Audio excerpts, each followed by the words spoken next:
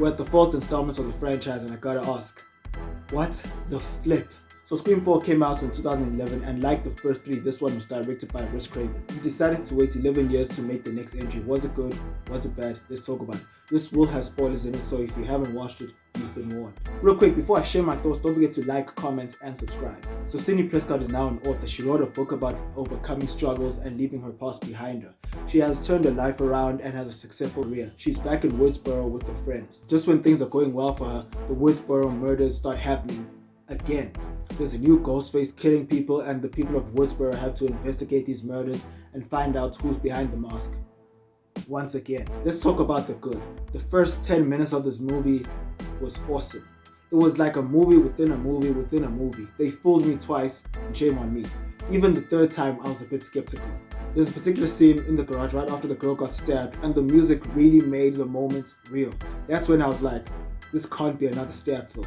Even the conversation the girl had with Ghostface was kind of funny. What did you do with Marnie? She's on the cutting room floor. That's not funny. This isn't a comedy. It's a horror film. People live, people die, and you'd better start running. A great way to start the movie. I think it's the second best opening of the franchise. As for the characters, Neve Campbell as Sidney Prescott, always a delight. She can seriously take care of herself. She's both strong and kind-hearted. A life of torment will do that to you. Courteney Cox and David Arquette make a great couple as Gale Weathers and Dewey Riley.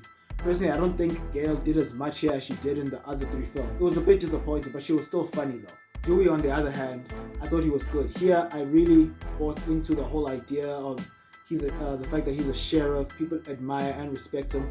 When I say people, it's mainly Deputy Hicks. Somehow he lost his limp and we never got an explanation.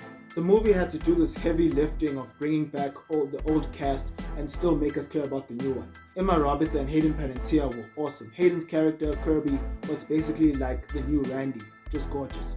She knew a lot about horror films and she was gorgeous. As for Emma's character, Jill, she was batshit crazy. I never seen a person create an entire crime scene just to frame someone else. She was so believable. Who was crazier? Just go watch Gone Girl. I mean, she staged the whole thing quite well. I would have believed her. She wiped the fingerprints, she put herself through glass tables, she stabbed herself, and she freaking ran her head into a picture frame. Fortunately, she did get caught, and somehow she still got what she wanted, but still didn't live to see it. The reason for why she was doing all of these things was quite bizarre. She was a deranged little girl.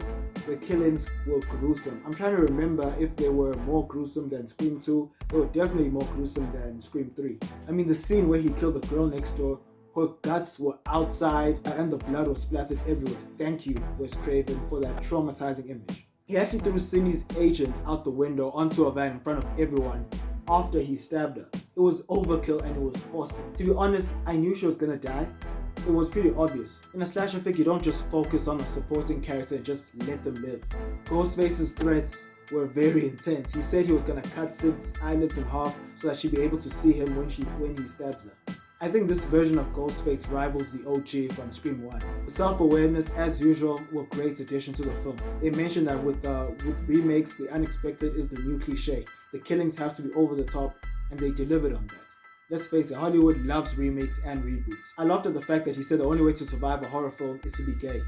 Which isn't completely true. I mean, if you've watched Halloween Kills, you know what I mean. Whoever did the score for this movie did a fantastic job. They really made the scenes more dramatic and suspenseful. Now let's move on to the bad. These are slight nitpicks.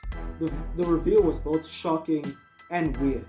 I sort of couldn't believe that Charlie and Joe were both the killers. It didn't seem very athletic or capable of lifting people's bodies or winning a fight against Gale. Another nitpick I had is that I wasn't sure who the lead was. Was it Sidney or Jill? I couldn't tell. I feel like the movie should have properly established that. With that said, I'm going to give Scream 4 4 stars. I think it was probably my favorite sequel in the franchise. It was a solid entry with a lot of fun, suspense, and violence, and I loved it. Ghostface is a complete jackass. So, Scream 4, have you watched it? What do you think about it? Please tell me in the comment section below, and have a good one.